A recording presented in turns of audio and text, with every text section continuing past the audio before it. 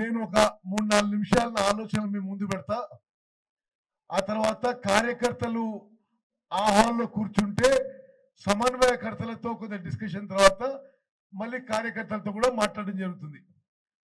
మరి ఏఐసిసి అధ్యక్షురాలు సోనియా గాంధీ గారు ఈ మునుగోడు బై ఎలక్షన్ కి పాల్వాయి శ్రవంతి గారిని కాంగ్రెస్ అభ్యర్థిగా ఎంపిక చేసి మరి ప్రకటన చేసిన విషయం మీరు అందరూ గమనించారు.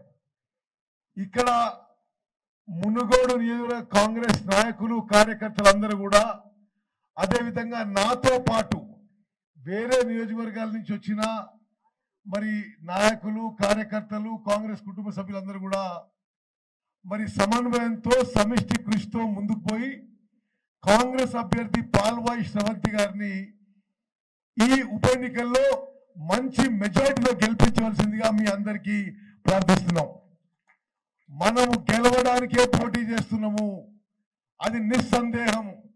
ఎన్నిక ఎందుకు వచ్చిందో మీకు తెలుసు. సుదీర్ఘ కాలం కాంగ్రెస్ పార్టీలో అన్ని పదవులు అనుభవించి ఎమ్మెల్యేగా, ఎమ్మెల్సీగా, ఎంపీగా అన్ని పదవులు అనుభవించి కాంగ్రెస్ పార్టీకి ద్రోహం చేసి వెళ్ళిపోయిన రాజగోపాల్ రెడ్డి ఆయన చెప్తున్న ఏ కారణం కూడా సమంజసంగా లేదు.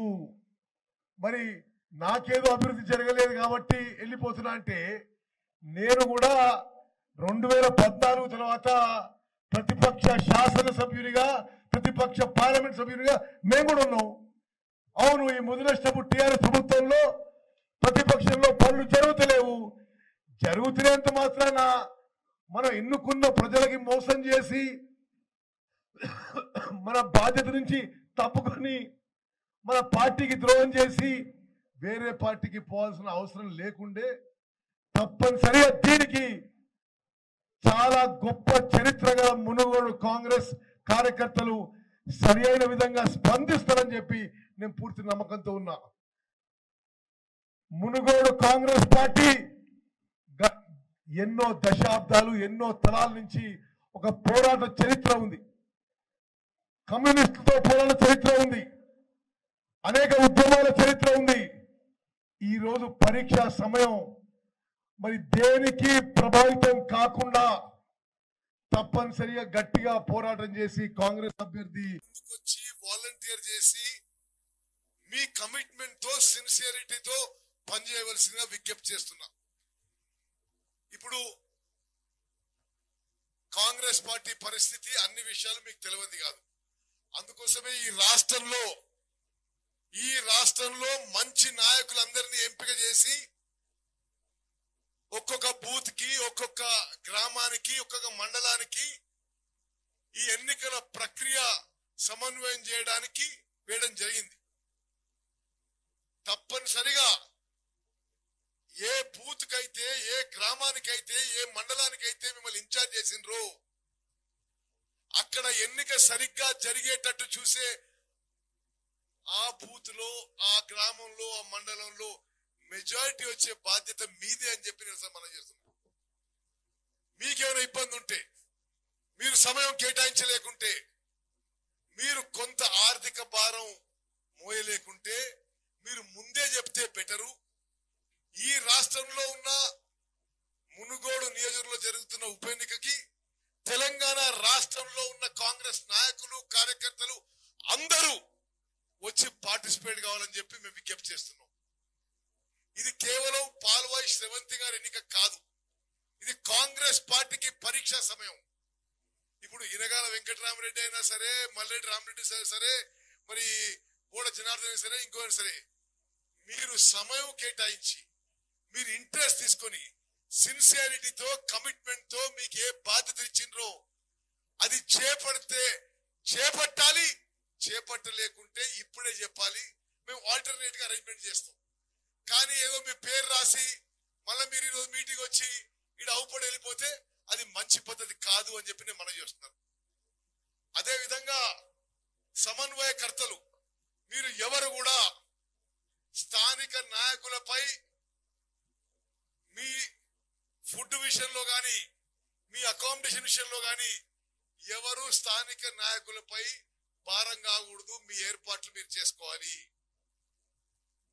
తప్పనిసరిగా మనం బయట నుంచి వచ్చే వాళ్ళం ఆ బూత్ లో, ఆ మండలంలో, ఆ ఊర్లో వాళ్ళకి ఓటింగ్ మంచిగా జరగడానికి మనం సహాయం చేయడానికి వస్తున్నాం.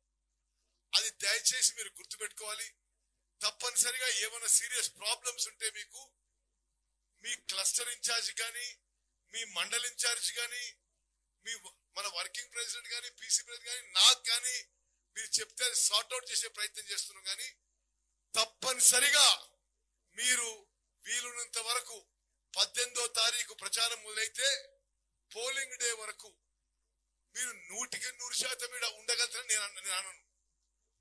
కానీ ఎక్కువ శాతం సమయం ఉండి మీరు ఉన్నప్పుడు మరి ఆ ఓటర్లు ప్రజలతో మింగిలై తప్పనిసరిగా మీకే ఎక్కడైతే బాధ్యత ఇచ్చిండ్రో అక్కడ కాంగ్రెస్ ఓటింగ్ గెలిచే విధంగా ఉండాలని చెప్పి నా ప్రార్థన. నేను చౌటుప్పల్ మండల ఇన్ఛార్జ్ గా ఉంటున్నాను. 48 బూతులు.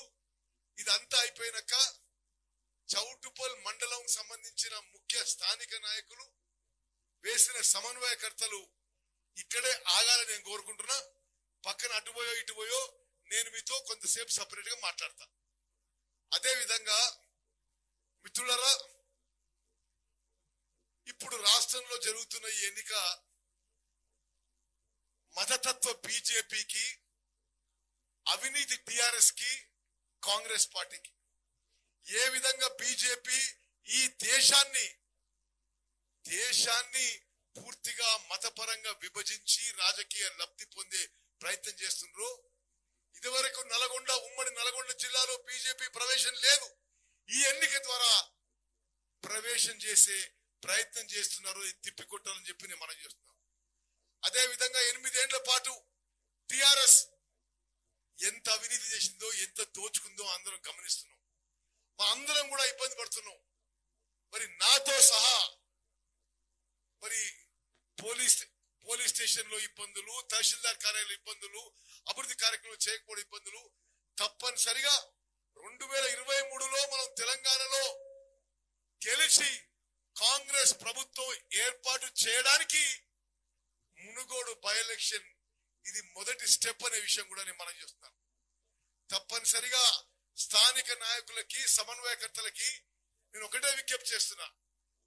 పూర్తి చిత్తశుద్ధితో, కమిట్మెంట్ తో, సిన్సియారిటీతో మనకిచ్చిన బాధ్యత మనం చేయాలని చెప్పి మీకు మనవి చేస్తూ, తప్పనిసరిగా నా అంచనాల మేరకు మునుగోడులో కాంగ్రెస్ అభ్యర్థి గెలవబోతున్న విషయం మనం చేస్తూ ముగించుకుంటున్నాను. జై హింద్, జై కాంగ్రెస్. చౌటుప్పల్ మండలం వరకు దయచేసి సమావేశం అయినాక నాతో సపరేట్ గా స్థానిక చౌటుప్పల్ మండలం ఉన్న గ్రామాల నాయకులు, అదే విధంగా ఇక్కడ సమన్వయకర్తలు వేసిన వాళ్ళు నాతో కొద్దిసేపు పక్కన కూర్చొని మాట్లాడదాం చెప్పి మనం చేస్తూ ముగించుకున్నాను. జై హింద్, జై కాంగ్రెస్. హాయ్ ఫ్రెండ్స్, మా టుడే టుమారో యూట్యూబ్ ఛానల్ చూస్తున్నందుకు చాలా థ్యాంక్స్.